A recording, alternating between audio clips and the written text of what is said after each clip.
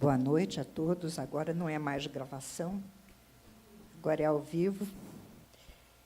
A Academia Mineira de Letras vai receber hoje uma atividade muito especial, porque ela, ao mesmo tempo que apresenta uma palestra importante, lançamento de 2 livros, ela acontece no dia em que nós comemoramos os 70 anos da Declaração Universal de Direitos Humanos.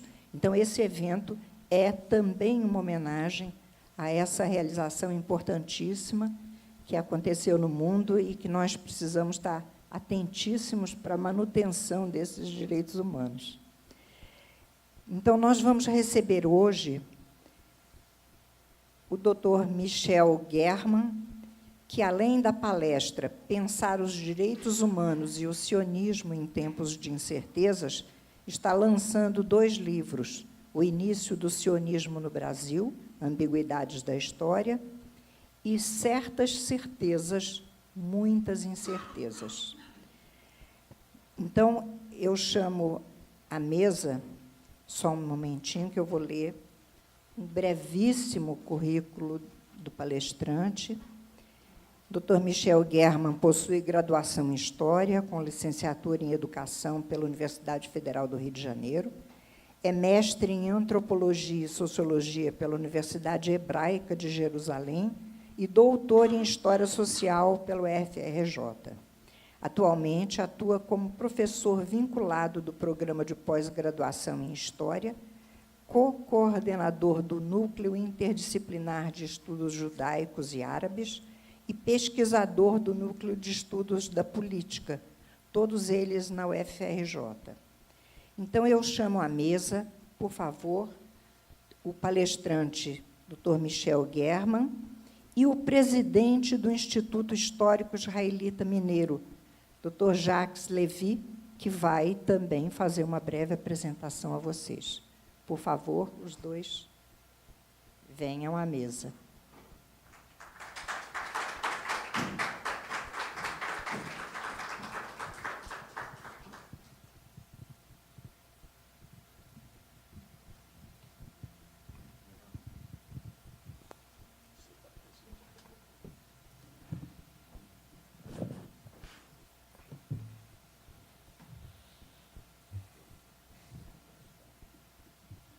Boa noite a todos e todas. Primeiramente, eu quero agradecer à Academia Mineira de Letras, a pessoa da sua presidente, Elizabeth Renault, das executivas, Flávia e Inês, que nos permitiu, né, fazer essa comemoração na casa dos grandes escritores mineiros. Eu quero também agradecer, né, a Federação Israelita e a CONIB, Confederação Israelita do Brasil, que nos permitiu trazer o Michel, se assim posso me referir, pela idade, pela juventude, pelas conversas que nós tivemos hoje. Realmente é uma pessoa extremamente preparada. Coincidentemente, conheceu um professor, né, que foi o Abraham Migdal, do Yad Vashem, foi meu professor quando lá estive no final dos anos 90, e o Raveni, que é um professor já com uma idade bem avançada, responsável pelos estudos da Universidade Hebraica de Jerusalém, da questão da imigração judaica na América do Sul. E ele me fez lembrar um momento, né, que o Avni estava na Argentina, houve lá uma enchente, e ele resgatou essa memória que poderia se perder ao longo do tempo. Então, essa memória da parte argentina está muito bem preservada e gerou, inclusive, uma cadeira na Universidade Hebraica de Jerusalém. O Instituto nós achamos que esta é uma data é uma data universal. A Declaração Universal dos Direitos Humanos, que foi adotada na Organização das Nações Unidas, né, a ONU, em 10/12/1948, foi esboçada pelo secretário-geral, o canadense John Peters Humphrey, e contou entre seus membros a Eleanor Roosevelt, né, a esposa do presidente americano recém-falecido naquela época, que foi uma baluarte na defesa, né, das injustiças sociais. Jacques Maritain, francês, filósofo, teólogo, cristão, católico, e de René Samuel Cassin, Prêmio Nobel da Paz, em 1968. Foi ele que fez o esboço da Declaração, né, dos Direitos Humanos, foi professor da Universidade de Paris, cursos na Ásia, na África, em todo o mundo, era humanista, perdeu, durante a guerra, inúmeros parentes no Holocausto. Charles Malik, libanês, cristão. Além dele, houve o representante da China, Chang, P.S. Chang, que representou, esses, sim, foram os que mais destacaram nessa elaboração. A declaração, ela vem pelo impacto, né, da barbárie da Segunda Guerra, no intuito de construir um mundo novo, melhor, fortalecendo os direitos humanos. Sejamos da direita ou da esquerda, é importante compartilhar uma certeza a de que os modelos autoritários, como o nazismo e outras experiências totalitárias, violentas, excludentes, são incompatíveis com qualquer modelo que a Declaração dos Direitos Humanos coloca. Aqui até acredito, a gente pode colocar um ditado Yiddish,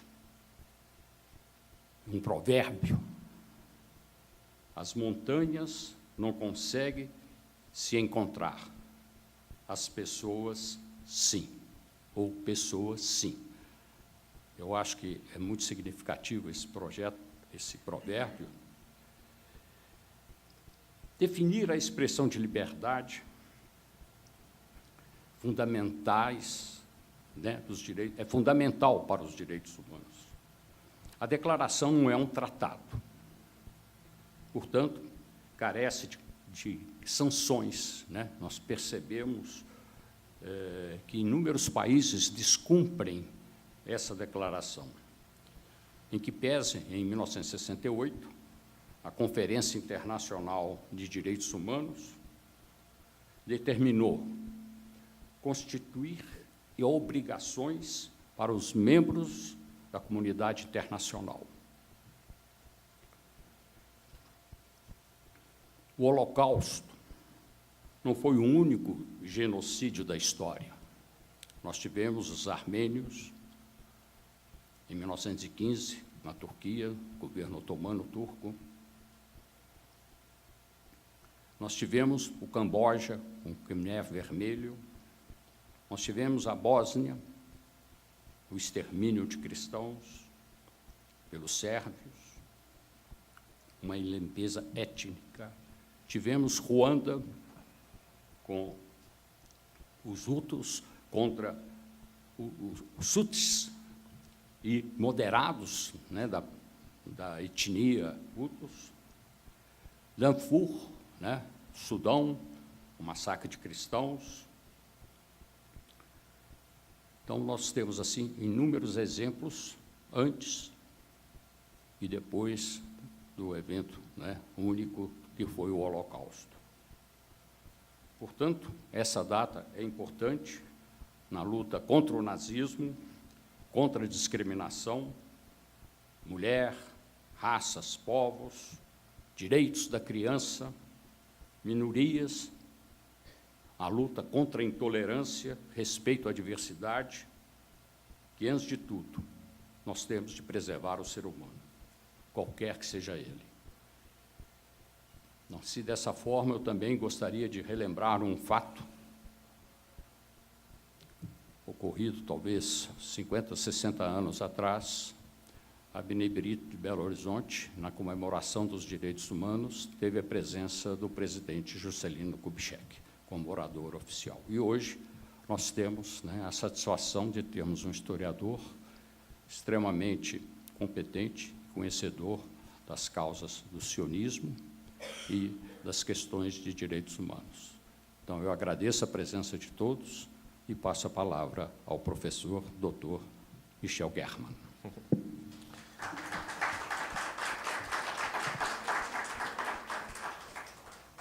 Obrigado, boa noite. Primeiro, essa comparação com o Juscelino Kubitschek, eu não sei se é um elogio ou uma crítica, mas... Não sei. Não sei se eu caibo nesse sapato, mas... Bom, boa noite, obrigado pelo convite. Jacques, primeiro, antes de tudo, eu queria realmente agradecer o convite do Instituto Histórico, pelo acompanhamento, Betinho, Jacques, Júlia, hoje, o dia inteiro com conversas, possibilitando que eu entendesse um pouco mais da comunidade judaica de Belo Horizonte, conhecesse um pouco mais da cidade. E é muito agradável poder, na verdade, esse é o primeiro lançamento do livro, A gente não fez esse lançamento no Rio, nem em São Paulo ainda, que são as duas cidades onde eu mais ou menos vivo, e eu estou fazendo em Belo Horizonte. Para mim é um orgulho muito grande. Aproveitando a presença do Rabino e a presença absolutamente necessária de representantes do movimento juvenil Abonim Dror, porque eu acho que é fundamental a gente dizer em qualquer lugar que a gente esteja que a presença dos jovens com a camisa da Abonim Dror é uma presença fundamental. A gente tem que sempre lutar para que eles estejam, e quando não estiverem, tem que buscá-los para que estejam, em nenhum momento dispensá-los. Viva o Abonim Dror e viva o movimento juvenil. Aproveitando essa presença e aproveitando que é um instituto histórico que organiza esse evento, eu queria começar com um certo humor. O rabino Jonathan Sachs costuma dizer que o resumo de quase todas as festas judaicas está na seguinte frase: tentaram nos matar, não conseguiram, vamos comer.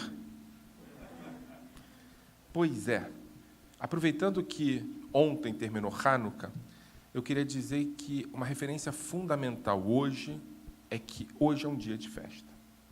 Hoje é um dia de festa porque hoje se celebra a Declaração Universal dos Direitos Humanos.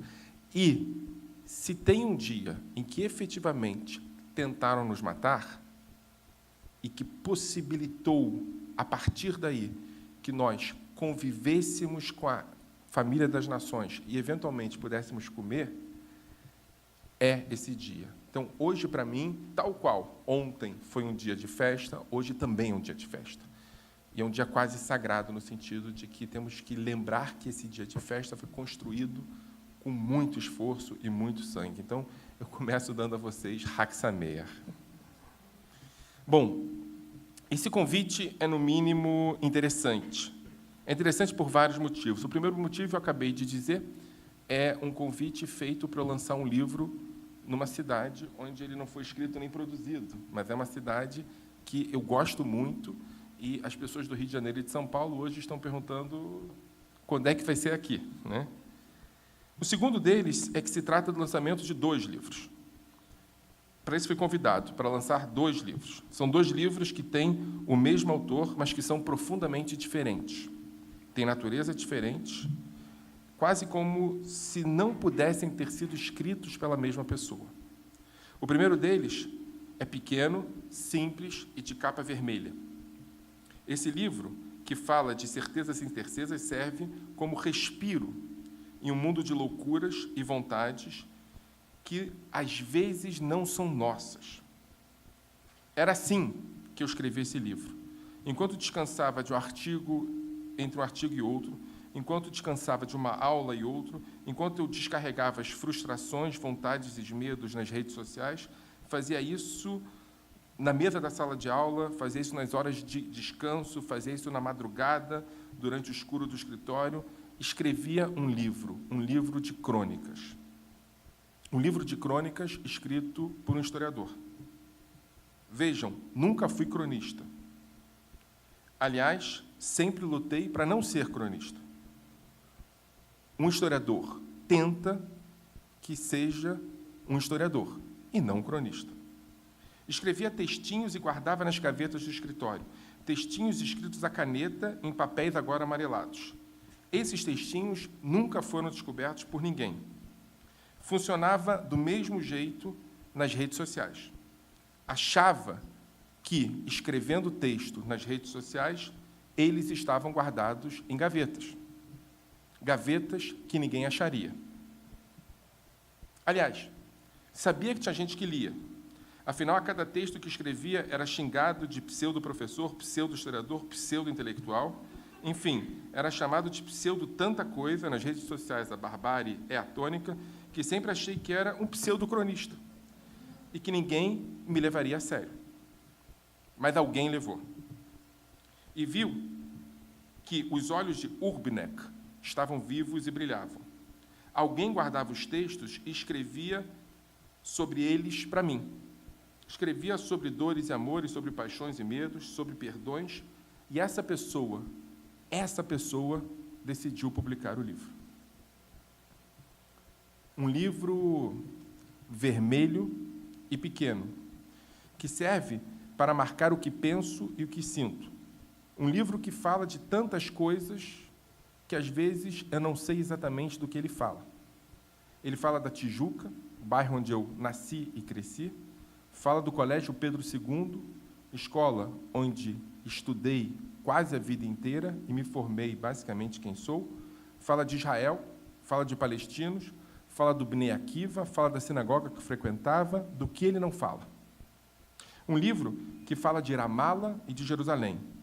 Fala de Tel Aviv com uma certa inveja e fala também do momento em que voltei para Jerusalém, com uma certa dor. Um livro que tem como índice minhas dores, meus sentimentos, sentimentos e nada mais. Esse é o livro vermelho.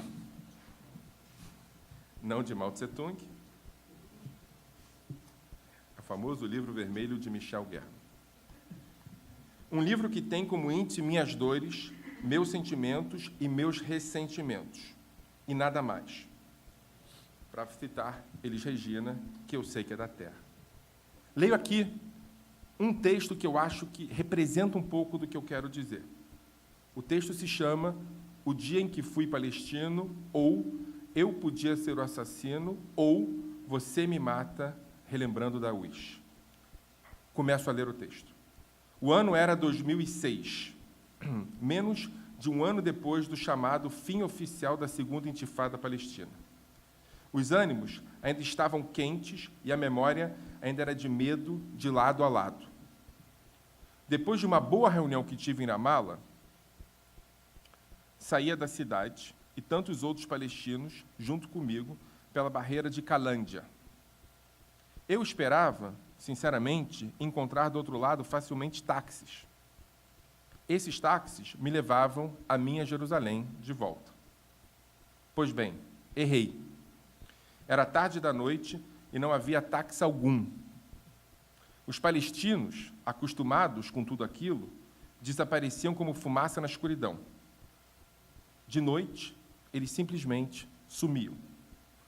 Logo, depois que todos foram embora, eu me vi sozinho em frente ao muro da separação. Pois bem, logo notei que não estava sozinho.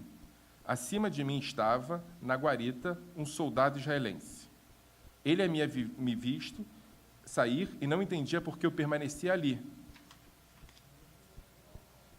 perdido e desolado. Eu, por minha parte, não podia dizer que era israelense. pois a entrada de cidadãos israelenses nos territórios palestinos é ilegal.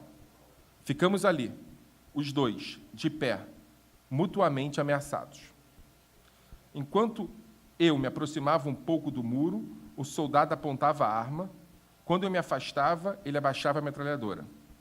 Percebi que estávamos quase num balé, nos passos da ocupação. Ele não sabia que eu entendia tudo o que ele falava, e eu não sabia como agir como um palestino. Não havia como sair daquele lugar. Estava prisioneiro, eu israelense, na sombra de um soldado israelense. A luz dos holofotes do soldado fazia sua imagem aumentar e diminuir. Ao apontar a arma para mim, ele aumentava. Ao se afastar da beira da guarita, ele diminuía. A distância entre nós era tão curta que me era possível escutar o que ele falava. O soldado repetia freneticamente orientações que recebera. Ele falava em hebraico, e eu, em hebraico, entendia e fingia não entender. Avise que vai atirar, atire para cima, atire na perna, neutralize. Nós estávamos petrificados de medo. Ele tinha medo de matar e de morrer. Eu tinha medo de morrer. De repente, o soldado começou a gaguejar palavras em árabe, que eu não compreendia, mas fingia entender. Nos intervalos da frase que aprendera quando ele começou a declamar... fingia entender. Nos intervalos das frases que aprendera, quando ele começou a declamar preces seculares, agora em hebraico. Hebraico que eu fingia não entender. Parte das preces pediam para eu não me aproximar demais. E eu entendia e obedecia. Acho que ele pensava que eram seus pedidos aos céus sendo atendidos. O soldado agradecia em hebraico e gritava em árabe. Eu entendia o agradecimento e ignorava o significado dos gritos. Quando ele falava árabe, decorara um árabe de ocupação. Eu não sabia árabe, mas sabia que aquele era o árabe de ocupação. O balé continuava e quase me seduzia. Uma luz, de repente, se aproximou. Era um carro, um táxi.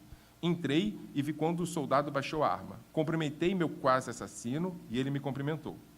Se eu fosse palestino, entenderia os gritos do meu quase assassino e não entenderia as preces daquele que agradecia por não ter me matado. Ele poderia ser o assassino, mas não foi. Eu poderia ter me matado, mas não me matei.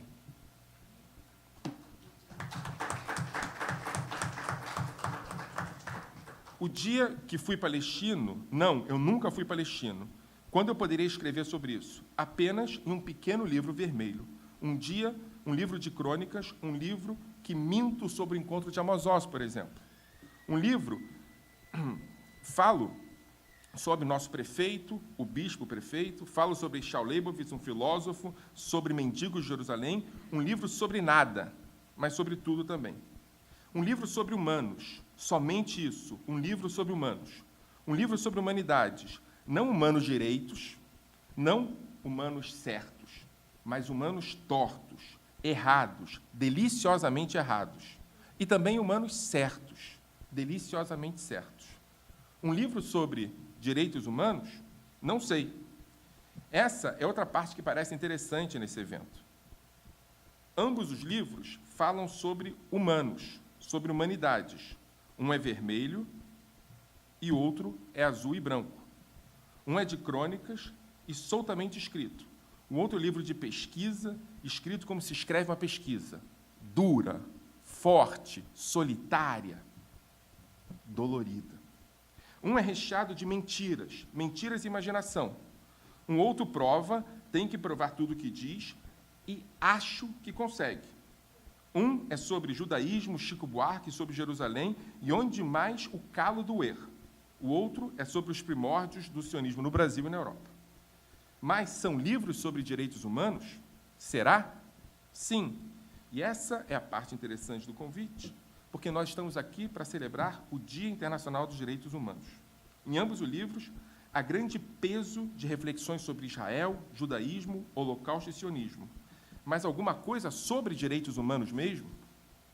Convenhamos, em setores específicos da sociedade brasileira, à direita e à esquerda dela, não haveria relação alguma entre direitos humanos e sionismo, direitos humanos e judaísmo, ou mesmo entre direitos humanos e Shoah.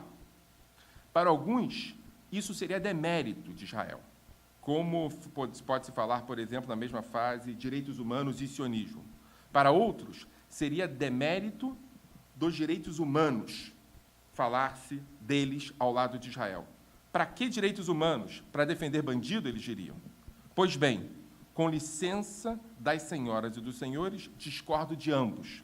Discordo daqueles que dizem que sionismo não rima com direitos humanos e discordo daqueles que dizem que direitos humanos não rimam com sionismo. Ambos, ao meu ver, estão redondamente enganados. Não estou sozinho nessa discordância. Algumas pessoas que concordam comigo, que acham que é necessário falar sobre Israel e direitos humanos, e que é necessário não esquecer que é preciso falar sobre direitos humanos e Israel. Por exemplo, chamo Yehuda Amichai para me defender. Yehuda Amichai é o maior poeta de Jerusalém. E vai concordar comigo. Por exemplo, vejam Yehuda Amichai buzinando nos ouvidos tanto dos que desconsideram os direitos humanos, quanto daqueles que desconsideram o sionismo. Por exemplo, em seu poema Turistas. Turistas.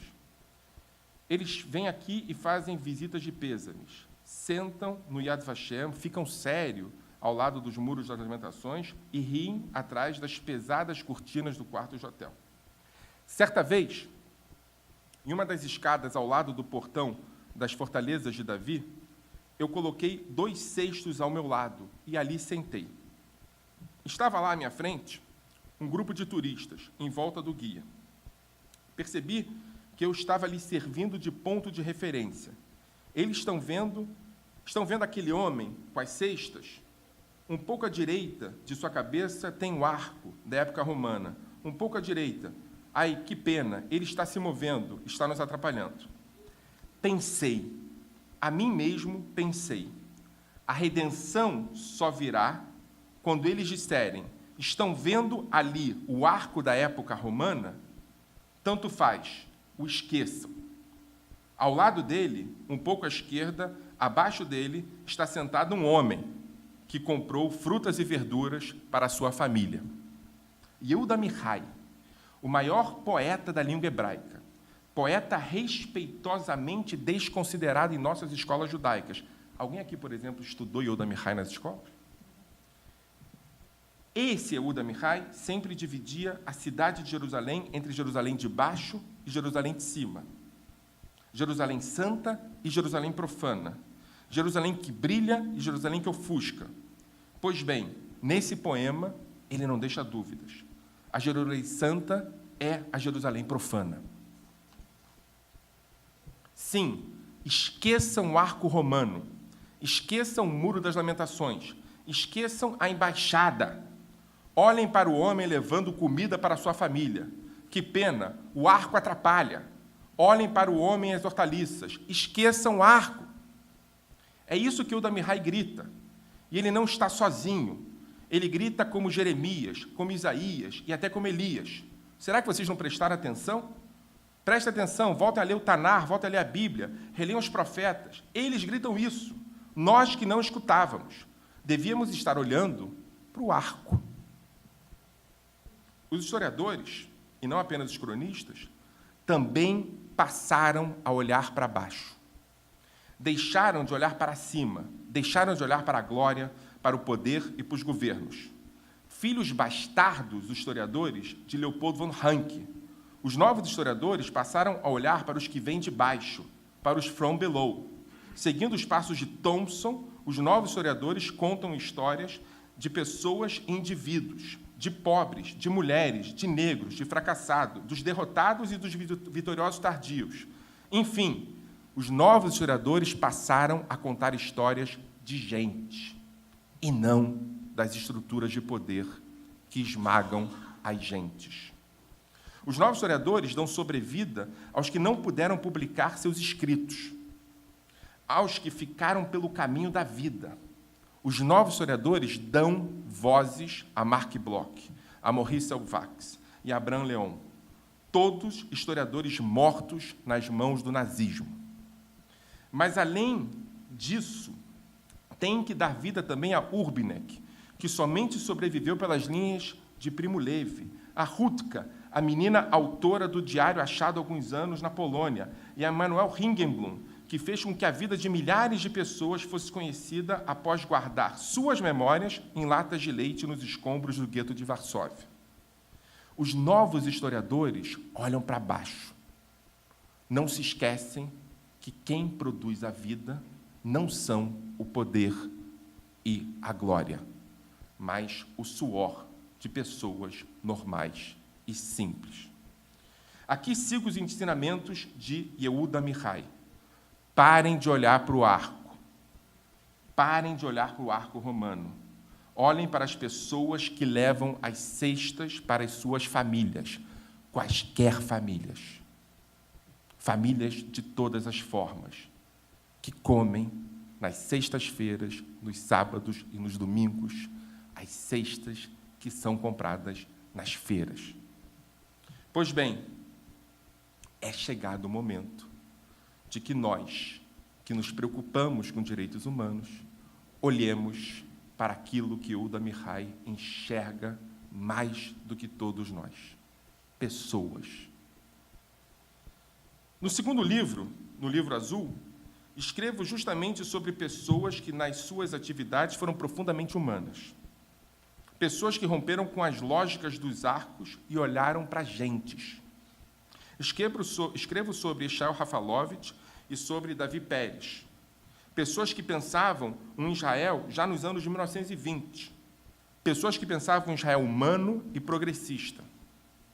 Um Israel e um sionismo da diferença, da diversidade. Tudo isso pensado daqui, de terras brasileiras, e alguns deles, inclusive, de terras mineiras.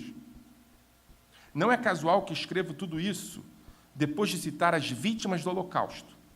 Essas pessoas sonhavam com o sionismo, salvavam gente da miséria, construíam comunidades sem imaginar que o dilúvio se avizinhava. Yeshayahu Leibovitz pensava na possibilidade de trazer gente para uma vida nova. Não pensava em salvá-las do Holocausto, porque ninguém imaginava que haveria Holocausto. Esses homens viraram heróis sem saber que seriam heróis. Não cometiam atitudes grandiosas, olhavam para baixo, não para cima. Olhavam para gentes, não para os arcos. Pérez e Rafalovich não tinham a noção da capacidade de desumanização que a humanidade alcançaria. Eram humanos, demasiadamente humanos, para imaginar que seria possível negar de forma completa e definitiva a humanidade do outro. Desde as ideias que Kant propunha, que a dignidade humana deveria sobressair em relação à vontade do Estado, há uma disputa ferrenha entre luzes e sombras. As luzes falam de direitos e humanidade. As sombras falam de supressão de direitos e guerras. As luzes lidam com perguntas e reflexão. As sombras com respostas e certezas. Certezas sempre absolutas, não com diálogo. As luzes mostram o caminho a seguir. As sombras mostram que não há para onde avançar. Se a lógica de Westfália imporia a soberania e a razão do Estado em relação à dignidade humana, a Declaração Francesa dos Direitos Humanos imporia valores da igualdade e da fraternidade em relação ao poder. Sim, a Revolução Francesa cria a possibilidade de pensar o homem e não o poder. É essa a luta que devemos lutar. A luta das sombras contra as luzes, da civilização contra a barbárie, da humanidade contra a desumanização do outro. Devemos ser as luzes, devemos ser a civilização, devemos ser o que evita e luta contra a desumanização do outro. Não há história sem respeito à autoridade. Não há civilização sem respeito à autoridade. Não há humanidade sem igualdade civil entre os homens. Não há, aqui, luta da tradição contra a modernidade. Isso é besteira. Isso é um equívoco. Há, sim, luta de duas tradições. A tradição das luzes contra a tradição das sombras. Amigas e amigos, devemos, hoje, mais do que nunca, decidir por qual das duas tradições nós lutamos. Não se enganem, esses valores parecem estar consolidados, parecem ser óbvios, mas não estão consolidados e não são óbvios. Não esqueçam, a Shoah é a prova cabal disso. O Holocausto mostra isso.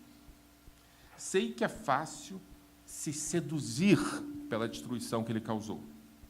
Sei que é fácil olhar para Auschwitz e chorar seus mortos no maior campo da morte da história da humanidade.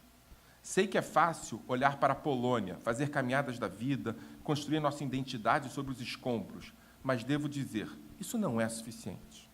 Ou melhor, isso é pedagogicamente errado. O Holocausto só foi possível porque foi pensado na Alemanha e não na Polônia. O nazismo alemão só foi possível porque destruiu a República de Weimar, a democracia da República de Weimar. Essa república que consolidara em si direitos humanos muito avançados para a sua época. O Holocausto só foi possível porque gente de bem foi convencida de que era o momento de desconsiderar outras pessoas em sua humanidade. E pronto. Foi possível e será possível novamente, a não ser que permaneçamos atentos.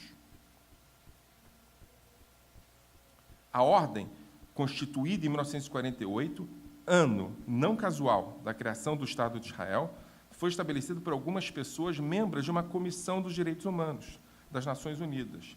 Dentre esses membros, cito uma mulher e um judeu, Eleanor Roosevelt e René Cassin. Ela americana, ele francês. Ambos tinham mortes produzidas pelo nazismo no seu retrovisor. Era fácil se lembrar delas. Era fácil entender o que foi o nazismo. Tudo ainda estava fresco. O odor da intolerância ainda era insuportável. Era preciso agir. Ele havia perdido dezenas de familiares nos campos da morte. Ela havia entendido a importância de lutar contra a desumanização. E nós? Onde nós estamos nesse jogo? É preciso lutar pela dignidade humana e contra a negação do outro. Era preciso romper com essa dinâmica. Para além da soberania das nações, era preciso, então, lutar para garantir a soberania do homem e não do poder. Isso fizeram esses homens e essas mulheres abnegados. Israel nasceu nesse espírito de luzes e deve se manter dentro desse espírito de luzes. Deve se manter dentro das nações democráticas e não romper com elas. O Brasil também. Mas essas luzes não são suficientes. Nós não podemos acreditar que as luzes das declarações dos direitos humanos nos sirvam como farol. As luzes já estão enfraquecidas. As forças das sombras insistem em nos assombrar. Se ontem era inimaginável negar a desumanização do outro, hoje não é mais. Para além das posições ideológicas, as forças das luzes devem lutar pela dignidade humana, ou seremos todos tragados pela escuridão. Como o conto O Poeta Morreu, que eu cito agora.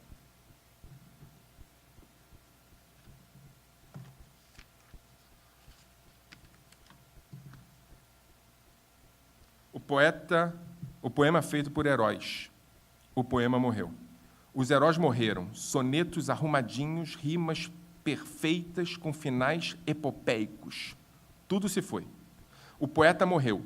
Seus heróis foram devorados pelos ladrões, pelos dragões, que combateram ou se perderam em cidades para onde nunca foram. Se afogaram em mares nunca antes por eles navegados. O poeta morreu, desacreditado, deprimido, convencido de suas mentiras. Hoje, o poema está quebrado. O anti-herói é o herói. As rimas foram exiladas para mares que nos contam suas histórias, e os dragões nos falam sobre as dores do amanhã. Mas cuidado a todos. O poeta-herói ressuscita, tal qual a narrativa, e pode voltar a nos assombrar. Pode voltar a acreditar nas suas mentiras, com seus dragões e suas falsas histórias. É chegado o momento, portanto, de entendermos que, se nós não estivermos comprometidos com os direitos humanos, com o olhar que vem de baixo e com as dores que não vêm do poder, nós estaremos comprometidos com a repetição da história.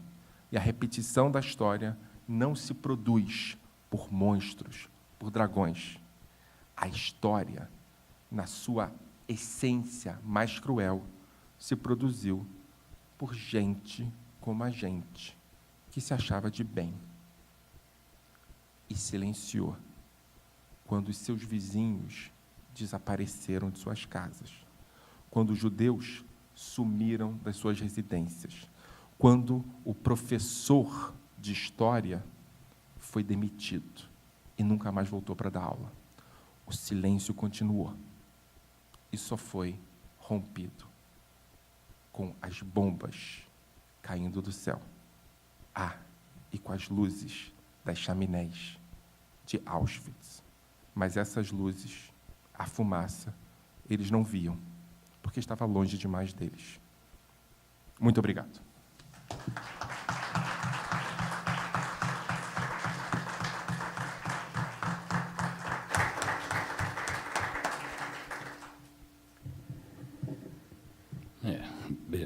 Belíssima apresentação.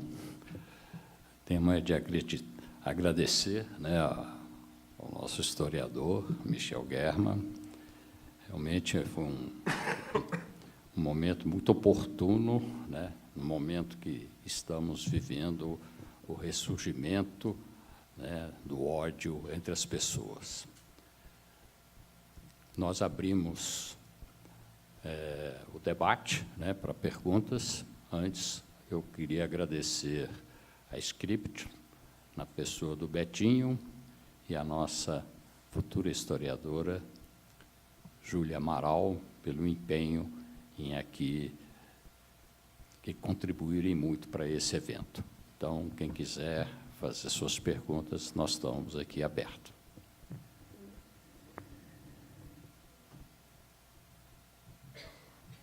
Gente, as perguntas são muito mais importantes do que a palestra, tá? Então, por favor, façam-nas. Bom, então, você cita bastante a questão da Shoah nos teus textos, na tua fala. De tempos para cá, eu tenho a impressão de que, assim, às vezes, quando a gente fala da Shoah pela Shoah, parece que é muito tranquilo de se falar sobre isso, e todo mundo bate palmas, e é isso mesmo, temos que falar sobre a Shoah. Mas quando a gente fala da Shoah em referência a alguma outra situação que aponte para a desumanidade, para o desrespeito à alteridade, aí fala, não, a gente não pode falar na Shoah. A Shoah é sagrada, ela não é comparada a nada. Sagrada no sentido judaico de... como o Shabat é sagrado, que é um dia diferente dos outros, e que não se compara aos outros dias, a Shoah ela é diferente de qualquer outra atrocidade e não pode se comparar a nada. O que a gente faz com a Shoah nesse sentido? A gente pode falar da Shoah em relação a outras situações ou a gente não pode?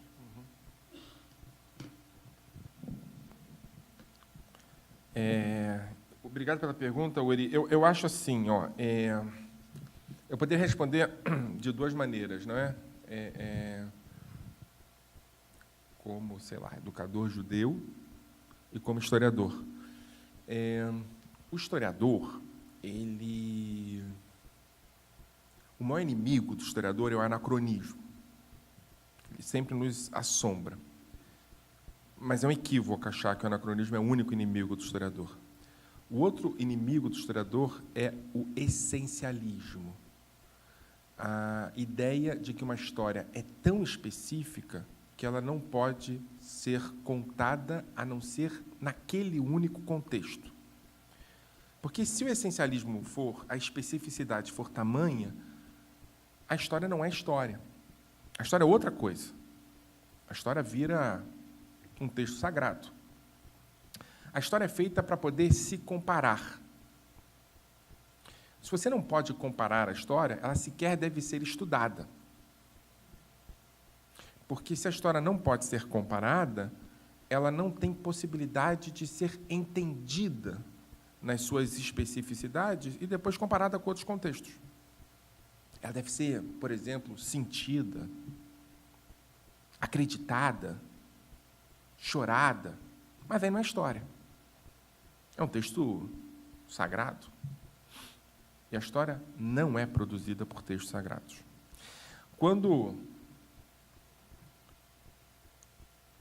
Amichai fala sobre a necessidade de sacralização do homem e não da memória, da sacralização do que senta com as hortaliças e não do arco, ele está falando sobre isso.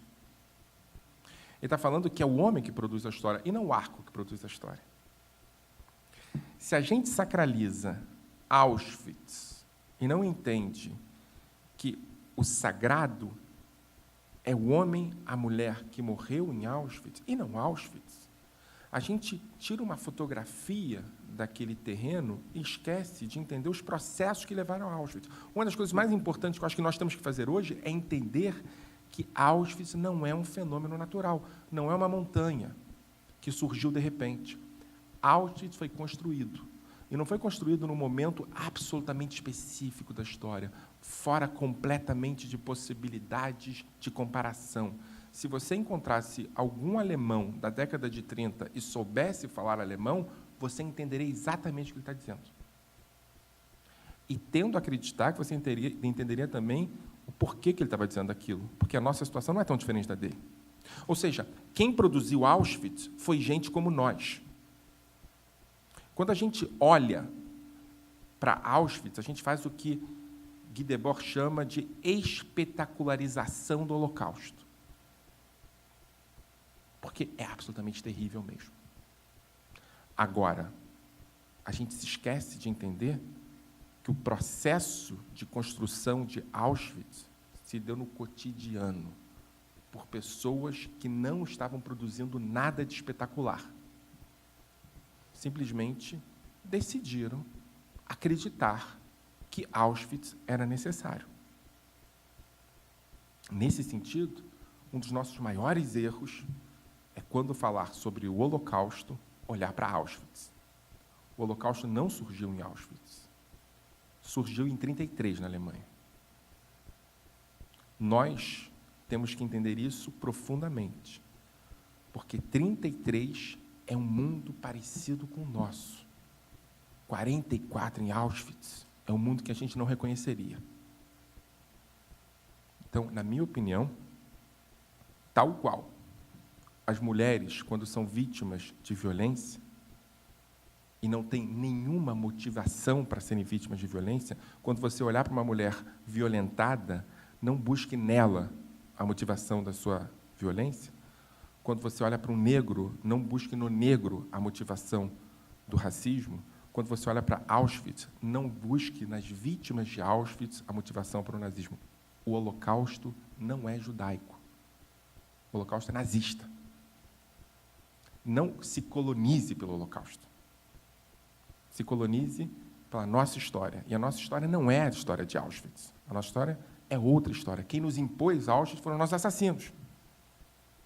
Então, eu acho que não só se pode comparar, mas eu acho que não se comparar pode produzir uma tragédia. A tragédia da gente acreditar que Auschwitz surgiu de um dia para o outro, com uma montanha de sal que aparece. Não foi de um dia para o outro.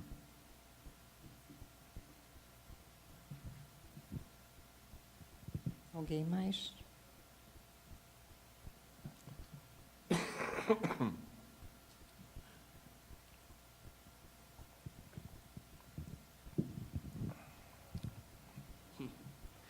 Teve um texto recente, eu acho que você compartilhou, conhece, da Anne Applebaum, falando sobre um aviso para o Ocidente, né? Falando da situação que está acontecendo na Polônia e Hungria hoje em dia. E ela fala do leste europeu em geral. Ela fala da grande mentira da época de 33, do nazismo, e fala que hoje estão surgindo as médias mentiras nesses países, e eu identifiquei isso acontecendo até aqui. Dado que se tem que comparar, que foi o que você acabou de dizer, eu concordo, e não se combateu a grande mentira na época, qual o nosso papel hoje para combater as médias mentiras e como a gente pode lidar com elas agora, no momento que elas começam a surgir? Então, Begel, eu conheço esse texto da Applebaum e eu não acho que o que aconteceu na Alemanha foram grandes mentiras, não. Foram pequenas mentiras que viraram uma grande mentira baseada numa realidade imposta por um regime autoritário. Mas eu estou falando de pequenas mentiras mesmo. Vou dar um exemplo, tá?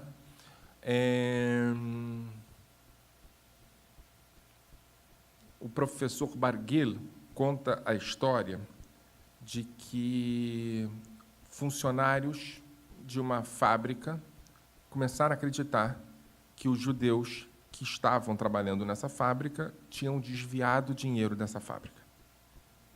E os judeus foram demitidos por causa disso. Além de serem demitidos, os judeus desapareceram da Alemanha. Só que ninguém perguntou do destino dos judeus, porque eles tomaram os cargos desses judeus que foram mandados embora. O que está acontecendo hoje na Polônia e na Hungria, principalmente, mas na Áustria está começando a surgir elementos disso, na Alemanha também, na República Tcheca, muito fortemente, é que está se produzindo uma nova memória sobre o momento da ascensão do nazismo e a função de alemães, húngaros, poloneses e tchecos nesse momento.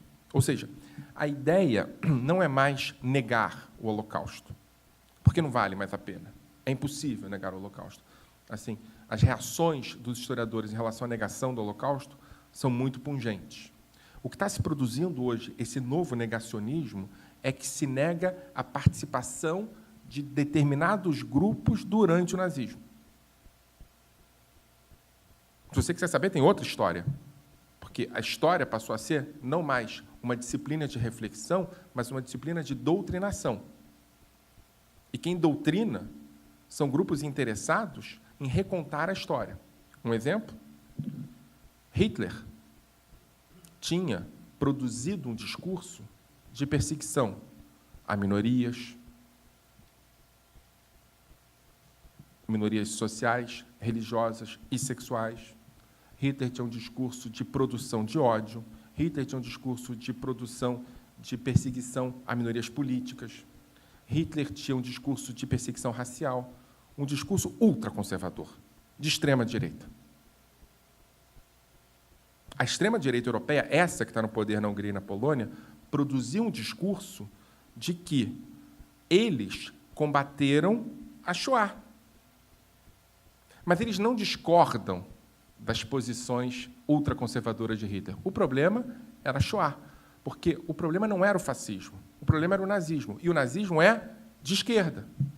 Esse é o novo negacionismo, que desconsidera a ideia de que você tem que olhar o contexto e trabalha com uma dimensão de doutrinação específica. A história passa a ser uma figurinha para se colar num álbum, não para refletir, não para pensar. Mesmo que Hitler tenha distribuído dinheiro tomado pelos judeus que foram para Auschwitz, eles consideram que isso é distribuição de renda, isso é coisa de socialista. Pode parecer bobo, mas é isso que está dando frutos nessa nova direita europeia. Semana passada, se inaugurou um museu na Hungria, um novo museu do Holocausto. E uma historiadora chamada Anna Smith produziu essa versão que eu acabei de falar no Museu do Holocausto. o presidente da comunidade judaica da Hungria reclamou e disse: isso é um absurdo. Os húngaros, em 1944, nos viram sendo levados para a câmara de gás e bateram palma e cuspiram na nossa cara, porque eles, muitos deles, haviam nos denunciado. O que aconteceu no dia seguinte?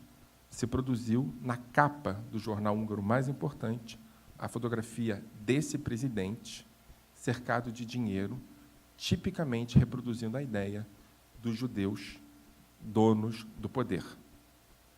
Mas eu só estou te contando isso pelo seguinte: é tudo muito pequeno, mas a ideia de você falsear a história em nome de interesses políticos é uma ideia absolutamente perigosa.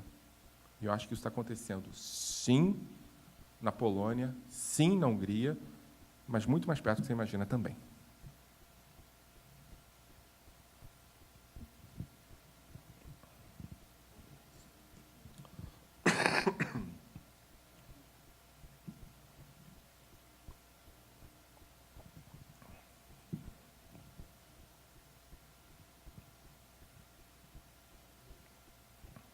Tudo bem? Minha pergunta é mais sobre o sionismo. Qual é seu nome? Amir. No Dror, a gente se questiona muito sobre isso e muita gente não consegue chegar numa conclusão. No seu livro, você fala sobre o surgimento do sionismo no Brasil, só que a gente não consegue chegar muito a uma conclusão de como a gente pode praticar o sionismo hoje em dia na diáspora, sendo Israel já um Estado já formado, já consolidado, e mais especificamente no Dror, como a gente consegue colocar em prática um sionismo mais voltado em relação aos direitos humanos, o nosso sionismo socialista, né? Que aqui no Brasil, o sionismo ou tem uma visão, a visão que se tem do sionismo é uma visão de guerra, de ocupação, e a gente luta por um outro lado. Só que às vezes a gente fica meio perdido em relação a como colocar isso em prática e o quão eficaz podem ser nossas práticas. E aí queria saber de você. Excelente pergunta, Mir. Dá até um seminário na universidade, não uma resposta. Mas...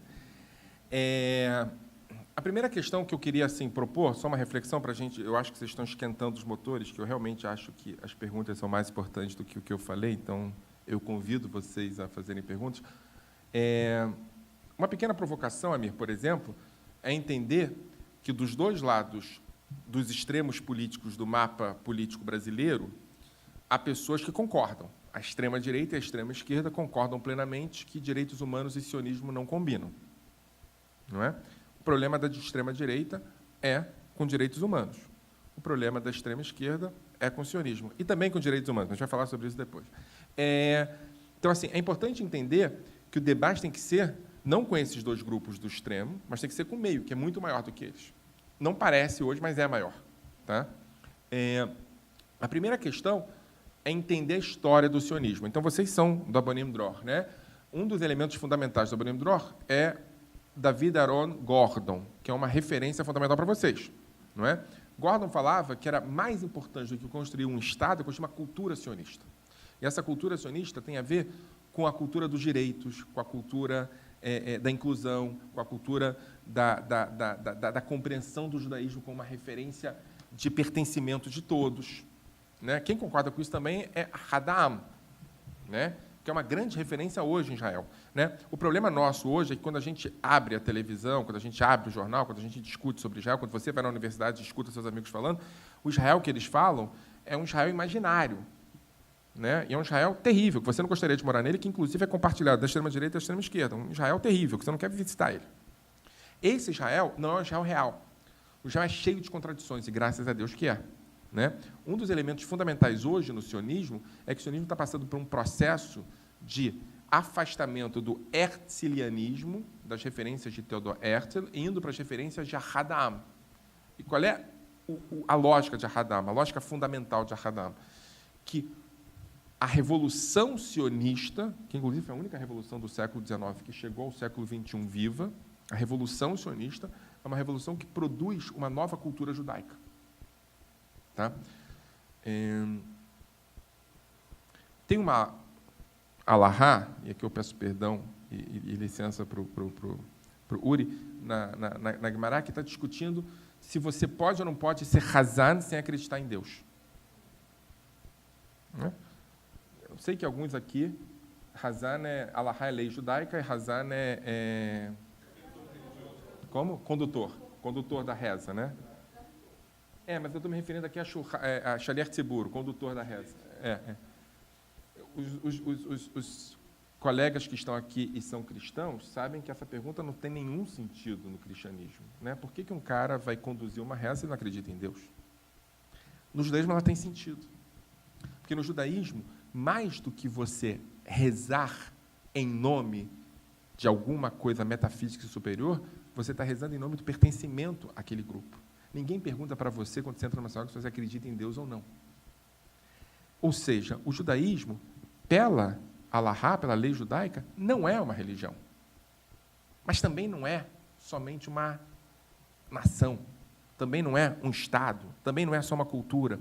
Eu acho que é chegado o momento da gente trabalhar com esse novo sionismo super velho de Ahad Ha'am e entender que há possibilidade de você ser o que você quiser ser e ser judeu e sionista. Por exemplo, esse sionismo, que você tem vinculação ideológica pela sua camisa, é um sionismo que tem muito o que ensinar à sociedade brasileira.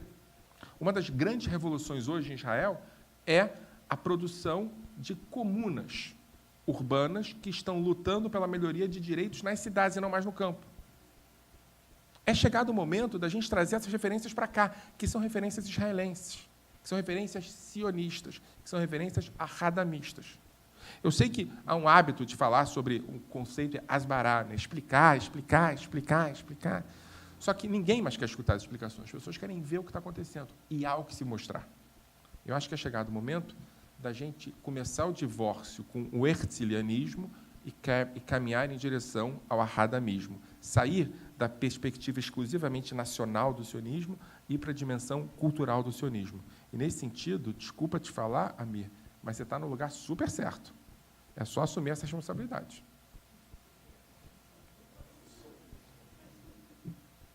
Mais perguntas?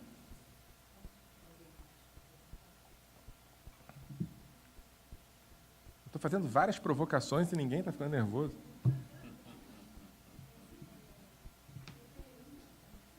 Minha pergunta, na verdade, não tem nada a ver com a do Amir, mas é mais sobre o que a gente foi conversando ao longo do dia. Assim. Porque não é que os direitos humanos não é uma coisa que ninguém fala e tudo mais. É uma coisa que é tratada, a gente está sempre falando e tudo mais. Então, a minha pergunta é mais sobre educação. Assim. Onde que a gente está errando de que isso ainda é uma coisa possível? Porque parece que respeitar o colega é uma coisa óbvia, que a gente não precisa ficar repetindo. Mas a realidade é que a gente precisa ficar repetindo. Onde que a gente está errando na educação das pessoas que está dando errado? Alguma coisa está errada aí nesse processo. Júlia, não é tão simples, eu acho. Né? Eu acho que a gente, como eu tentei falar no texto, a gente está disputando duas narrativas de construção de identidade humana. Tá? Uma narrativa, por assim dizer, é uma narrativa filha da Revolução Francesa, e que é muito nova. Né? Kant trabalha com isso no século XVII, mas é nova. Né? A Revolução Francesa chega no século XVIII. É muito novo. E uma outra percepção de mundo, que é uma percepção de mundo assim que eu chamaria de burkeana, trabalhando com Edmund Burke, não sei se vocês conhecem um filósofo conservador, que trabalha com a ideia de que a cidadania e a igualdade civil, vejam bem que eu não estou me referindo à igualdade social, a igualdade civil, é negativa. Que o homem e o poder devem trabalhar na direção de superar os fracos e os pobres. Né? Os fracos e os pobres não têm que ser ajudados a sair da pobreza e da fraqueza, têm que ser, na verdade, superados historicamente. Né? A ideia de que o cidadão produz uma desorganização da ordem e que o súdito mantém a ordem, a ideia da paixão pela ordem e não a ideia da desconstrução da ordem, a ideia de você produzir desigualdade em nome de uma diferenciação positiva e não produzir mais igualdade em nome de menos diferenciações sociais, é uma ideia que está disputando conosco, quer dizer, com gente que acredita na possibilidade de construir um mundo melhor. A ideia de que o mundo não pode ser um mundo melhor e que nós somos cercados por dragões e que temos todos que nos armar até os dentes para matar os dragões é uma ideia muito consolidada, muito poderosa, e não é nova. Então, quando a gente está educando, a gente está fazendo um trabalho que tem 1,5 séculos, talvez 2 séculos, mas está lutando contra uma tradição que tem a idade da humanidade e que surge a cada dia, a cada momento, a cada ordem, a cada fase histórica de maneira muito poderosa. Quando eu falo sobre o nazismo, e aí, eu não estou referindo a Shoah justamente por causa disso, e só por causa disso, a minha questão da Shoah é o nazismo é um momento histórico de que essa perspectiva foi vitoriosa. Tem outros momentos históricos. A Primeira Guerra Mundial foi um deles. Mas o nazismo efetivamente produziu uma vitória sem precedente dessa questão. O desejo do nazista é a ordem. O desejo do nazista é desumanização. O desejo do nazista é o momento de tratar o outro como inimigo mortal. Ele tem uma percepção em relação ao outro de conspiração. Então, o outro não é visto como alguém que discorda de você, é visto como alguém que quer te destruir, então você tem que destruí-lo antes. Agora, veja bem, quando eu falo de nazismo é bom, porque eu não estou falando do interior da Polônia, num lugar absolutamente... Eu estou falando da Alemanha, que produziu a maior constituição democrática do século XX, a República de Weimar. Então, assim, provavelmente uma professora de história devia estar perguntando lá nos anos 30, assim, onde é que a gente errou? Eu não acho que a gente está errando. Quer dizer, eu acho que a gente está errando muito, mas eu não acho que é porque a gente está errando que as coisas estão surgindo. A gente tem que entender que nós não podemos recuar. Nós temos que continuar educando para a cidadania. Temos que continuar acreditando no homem e na mulher, acreditando na possibilidade de construir uma sociedade melhor e vender para as pessoas de que depende delas essa sociedade. E não depende de salvadores, referências, guerras, porque essa perspectiva está tatuada na alma da humanidade. E é por isso que a gente tem que estudar o nazismo, mais do que ontem. E não estudar o Holocausto, porque foi o nazismo que produziu o Holocausto. O Holocausto não produziu nada. Então, acho que a tua perspectiva de onde é que nós estamos errando é uma perspectiva talvez simplificadora. Nós temos que avançar em direção a garantir que essa nossa perspectiva ganhe daquela outra. E essa é a disputa que está dada. A gente está perdendo hoje, mas está perdendo uma batalha. A guerra continua.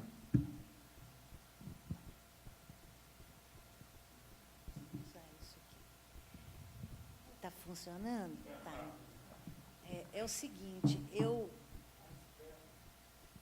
toda vez que tem debate na comunidade judaica ou da comunidade judaica para fora, eu acho que, e isso acontece na sociedade de um modo geral, o erro é, a gente fica de um lado só, a gente não discute dialeticamente.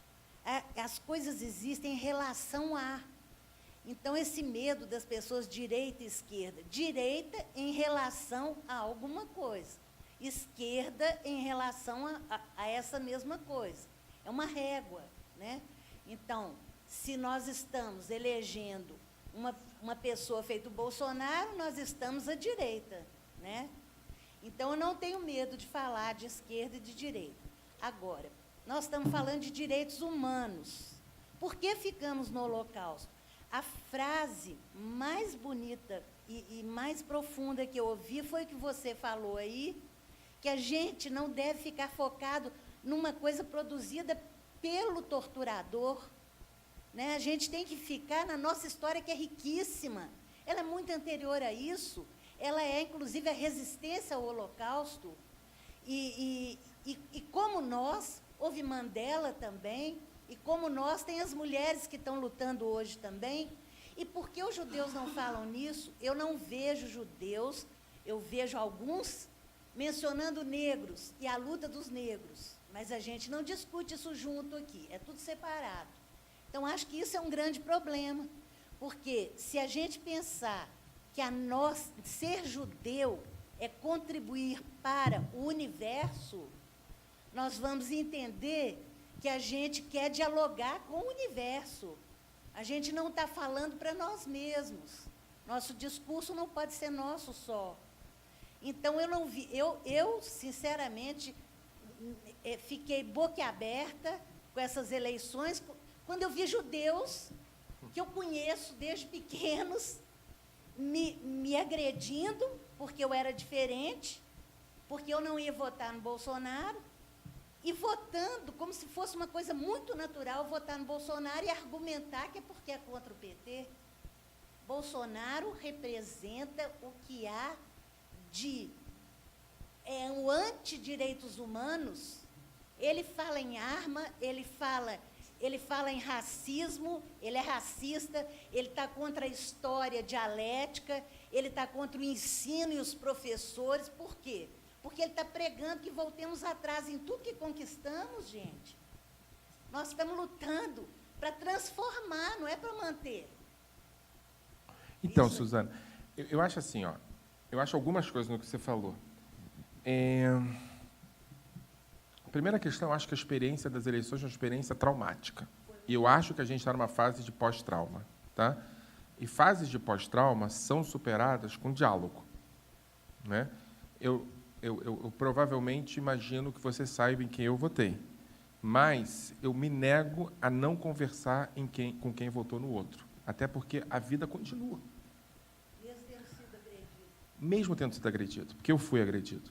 E acho, principalmente, e o que eu vou falar agora é muito importante, eu acho que no momento em que, eventualmente, e acho que isso é possível, eu for vítima de alguma barbaridade, de alguma arbitrariedade, eu vou exigir dessas pessoas que se coloquem. Porque uma das questões fundamentais é que ninguém, pelo menos que está nessa sala, provavelmente, que votou no outro candidato, que não o teu, votou no outro candidato querendo que o outro candidato te esmague.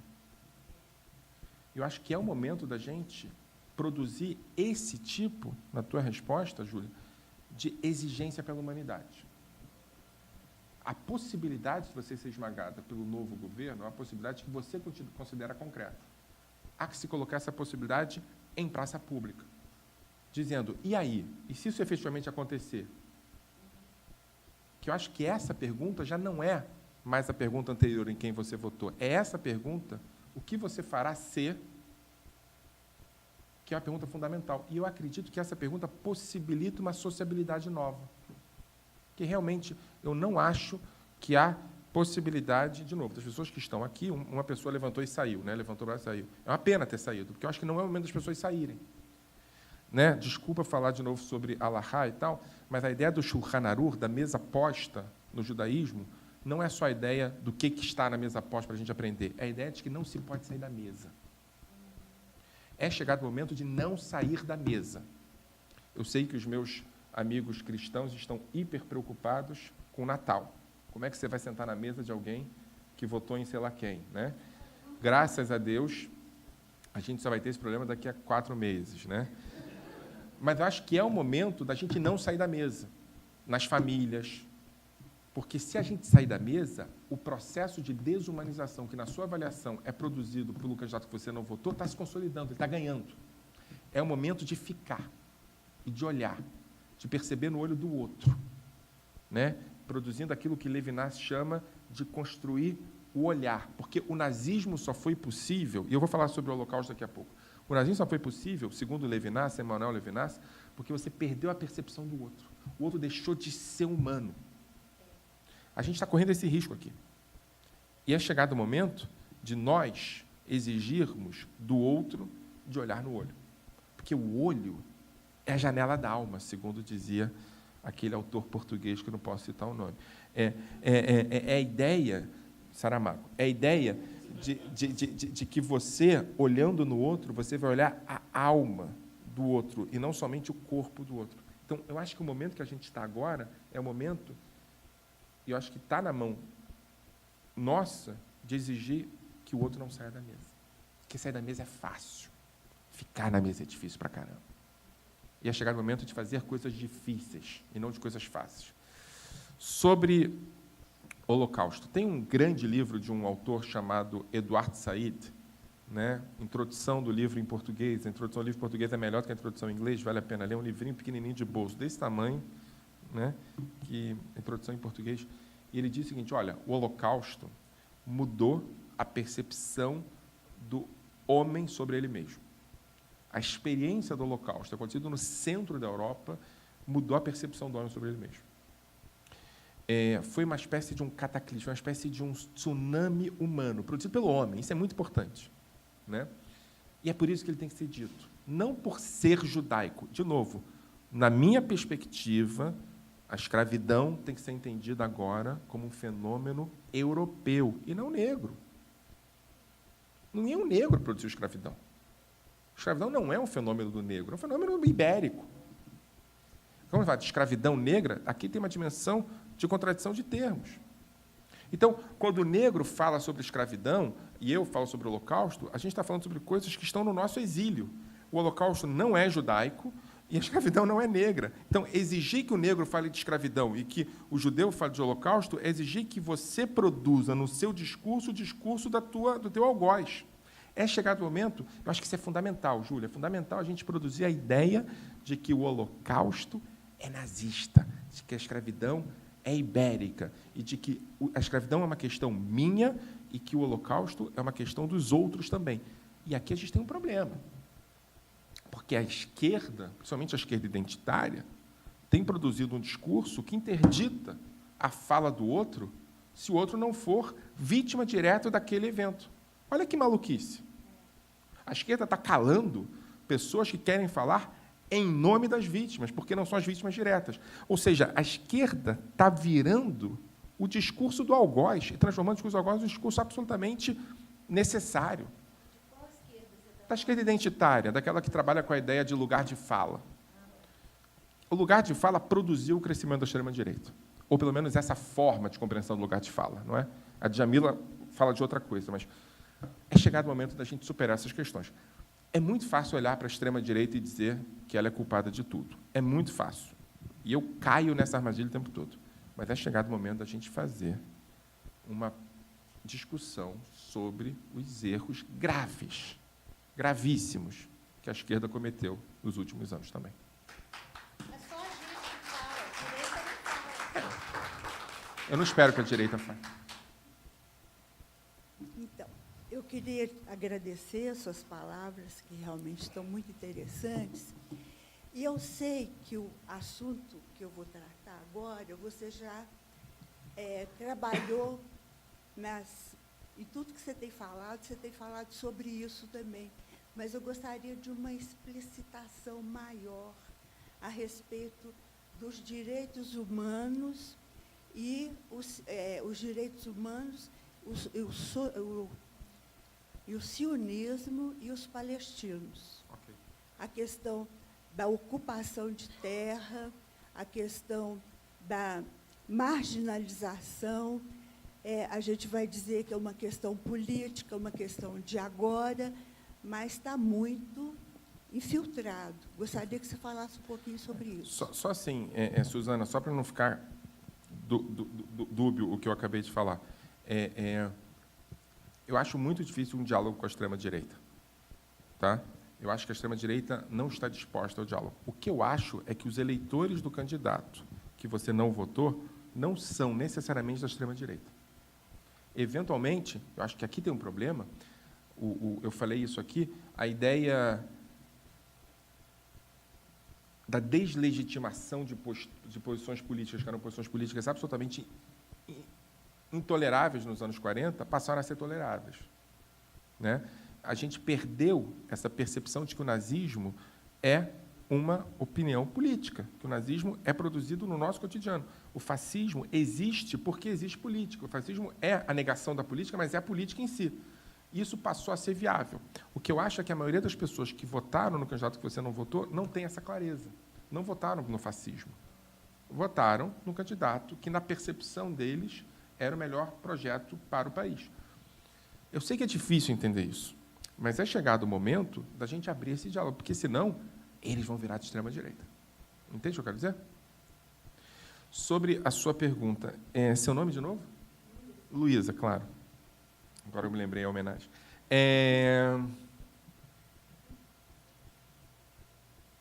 O sionismo, tá?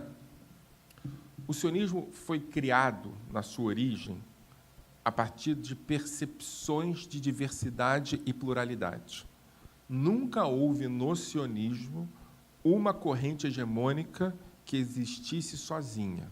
O sionismo sempre existiu no diálogo, sempre existiu no encontro com a diversidade, sempre existiu no encontro com o outro. O primeiro congresso sionista, está dizendo aqui, você tem algumas correntes disputando muito fortemente umas com as outras, né? Eu acho, eu falo isso enquanto sionista, que, a partir de 67, a ideia do sionismo ter produzido uma espécie de cidadania diferenciada entre pessoas que têm origem étnica diferente é a derrota do sionismo. Ou seja, quando, a partir de 67, eu promovo a ocupação de terras, e essa ocupação de terras promove a ideia de que eu faço parte de um grupo privilegiado e você faz parte de um grupo desprivilegiado, porque eu sou de uma origem, você é de outra origem, isso não é uma derrota dos palestinos, isso é uma derrota do sionismo. Na verdade, isso coloca de maneira clara a justeza histórica dos palestinos e a injustiça histórica dos sionistas. Isso é um erro terrível.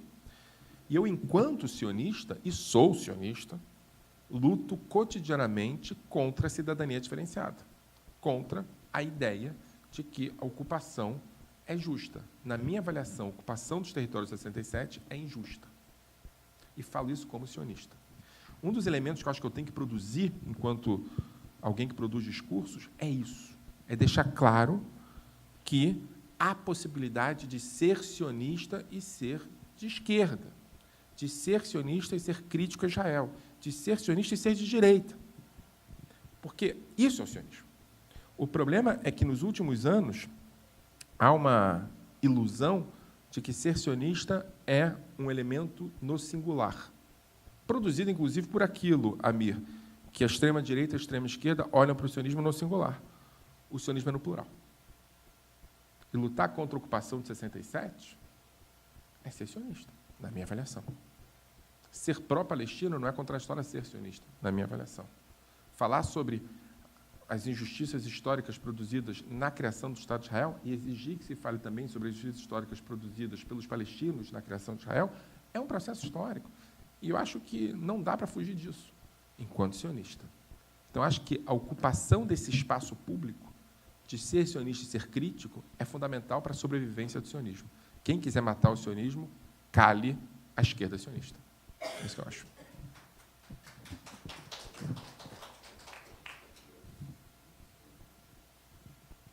Ô, Michel, boa noite, tudo bem? Meu nome é Jacques. Primeiro, agradecer aí a sua presença, né? Tá muito bom o que você está falando aí, muito proveitoso. A minha pergunta é como que você vê hoje essa imigração na Europa, né? Essa tomada lá que estão na França, na Alemanha, né? De árabes. Imigração não é um fenômeno novo, tá?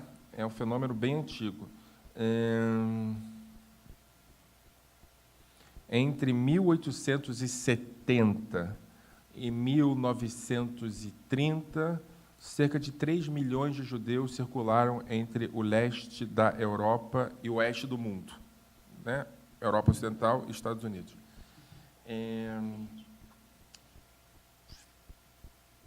E mais coisa, né? Quando você tem, no final da Guerra Fria, a luta do Irã e Iraque, também se produz uma imigração muito poderosa nos países do Ocidente, etc. E tal.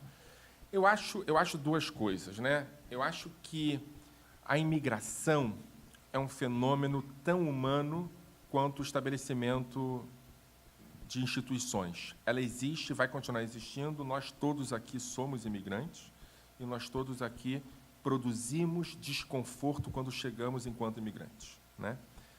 há sempre uma percepção dos que não são imigrantes de que os imigrantes trazem consigo elementos que podem desorganizar a nossa vida, né?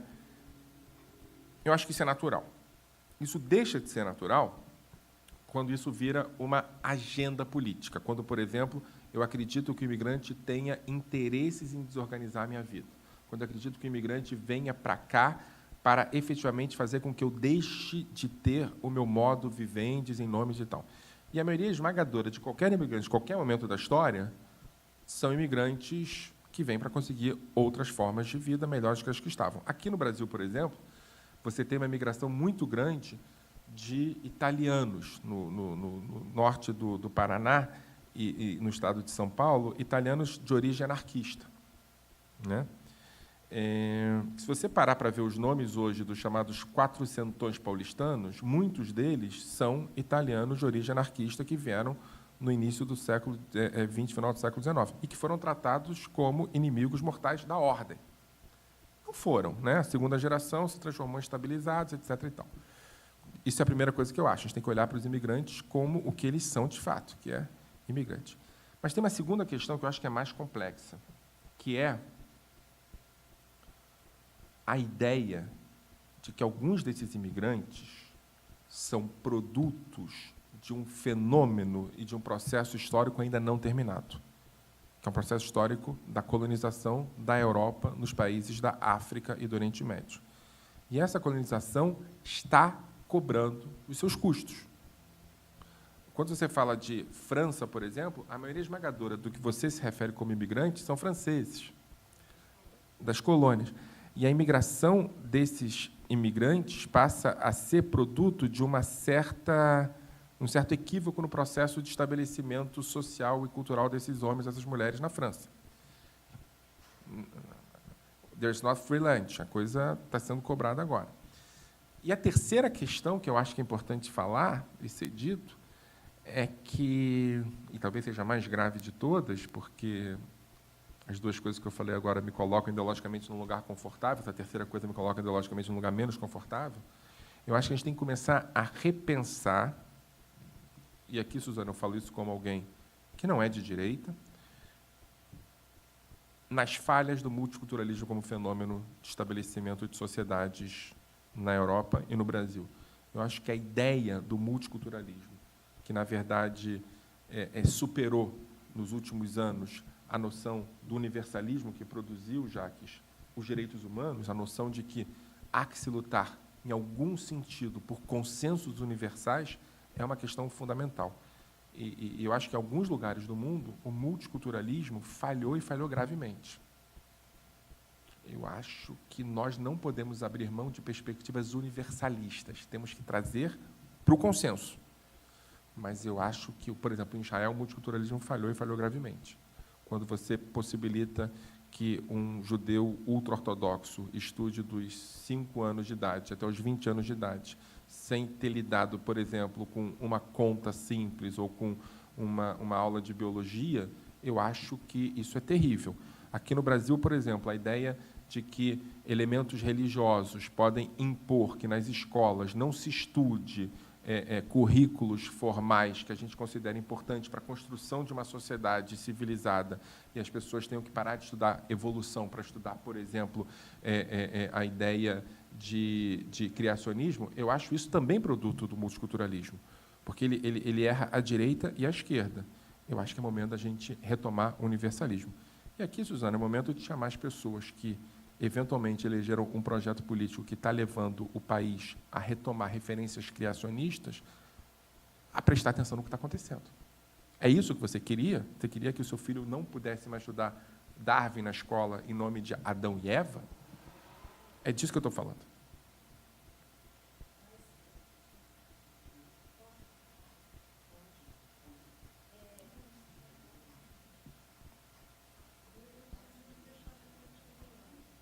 Que quando você fala que é para a gente chamar a atenção, é isso que a gente queria e tal, nós já fizemos isso antes. E parecia um diálogo de surdos. As pessoas não querem ouvir isso, não querem. Continuam falando do PT, o PT já acabou, já prendeu todo mundo, já não sei o quê, continuam falando do PT. Então, Suzana, o trabalho é difícil. Acho que o que eu estou dizendo é o seguinte, o diálogo tem que continuar. eu sei, eu sou a favor do diálogo, é por isso que eu estou aqui. A alternativa ao diálogo é pior. Mas olha para você ver, quando alguém tem que falar uma coisa substancial, direitos humanos, vamos comemorar. Você chama uma pessoa progressista. Você não consegue chamar uma pessoa de direita para falar.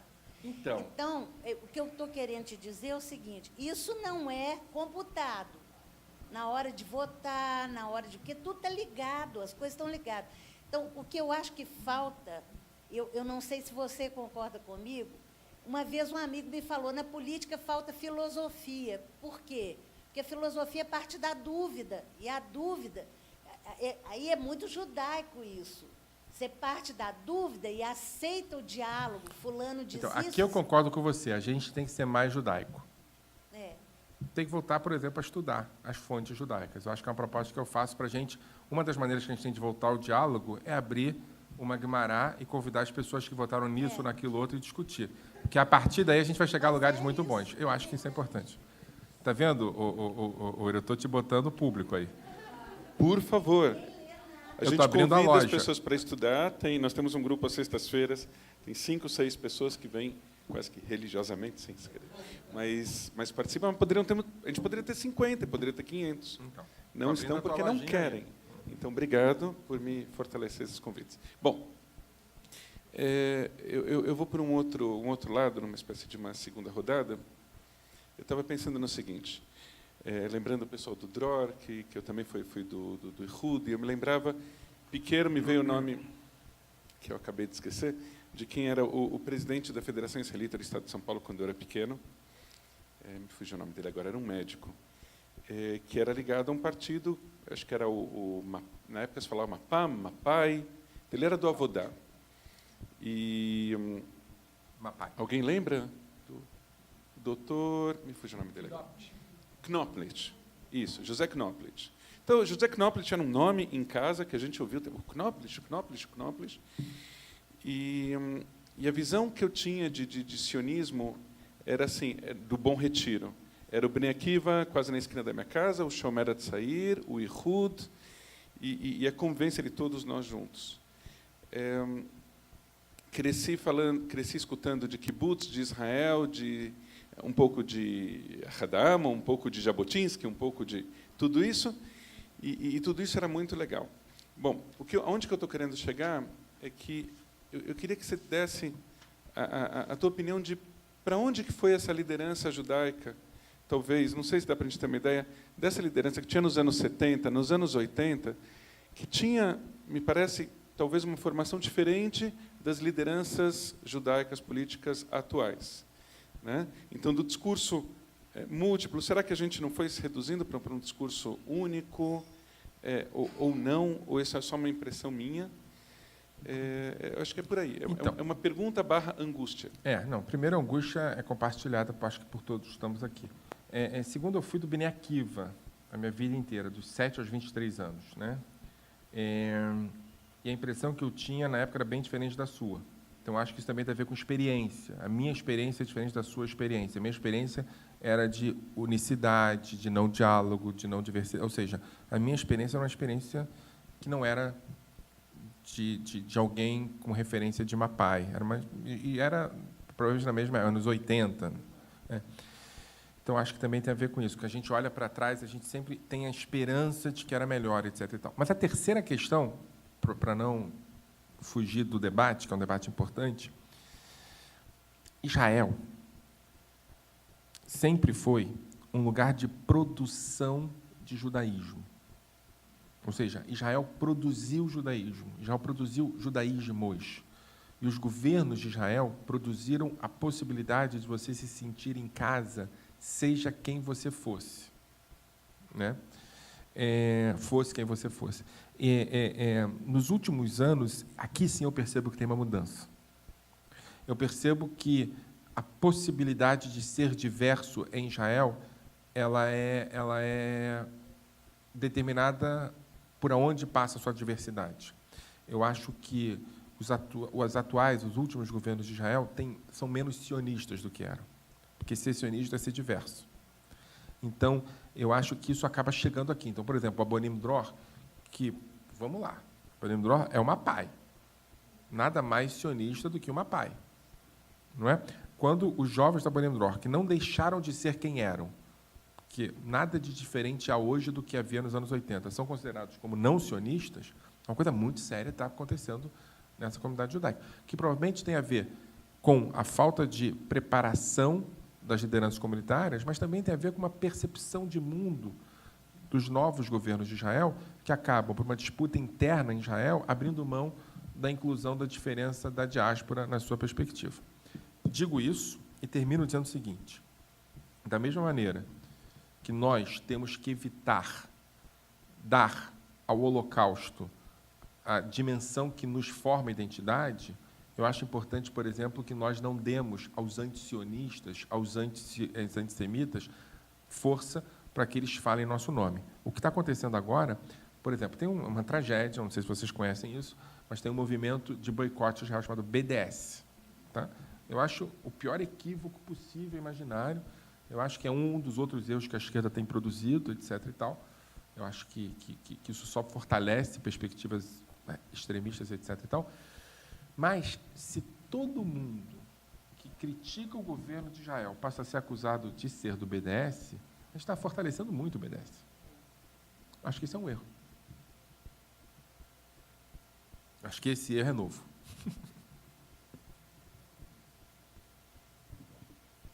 Acho que a gente ficaria aqui a noite inteirinha escutando o professor.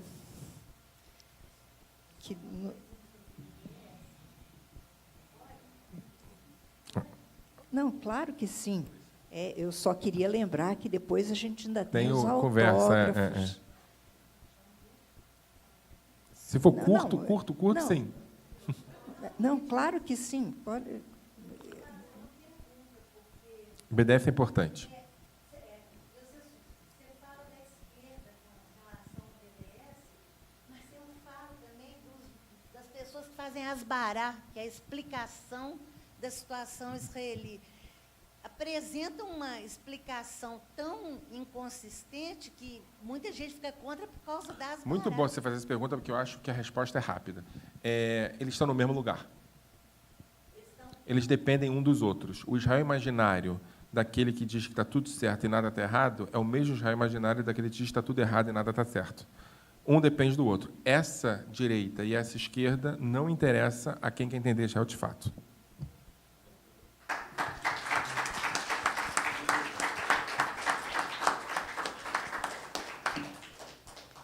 Em nome da Academia Mineira de Letras, eu queria agradecer demais ao professor Michel, ao Dr. Jacques, a essa parceria com o Instituto Histórico Israelita Mineiro, que nos proporcionou essa palestra fantástica, num dia importantíssimo, em que era fundamental para todos nós ouvirmos essa fala. E agradeço também a colaboração do Betinho e da Júlia na realização desse evento, em todas as providências, e peço a vocês mais uma salva de palmas para o Dr. Michel.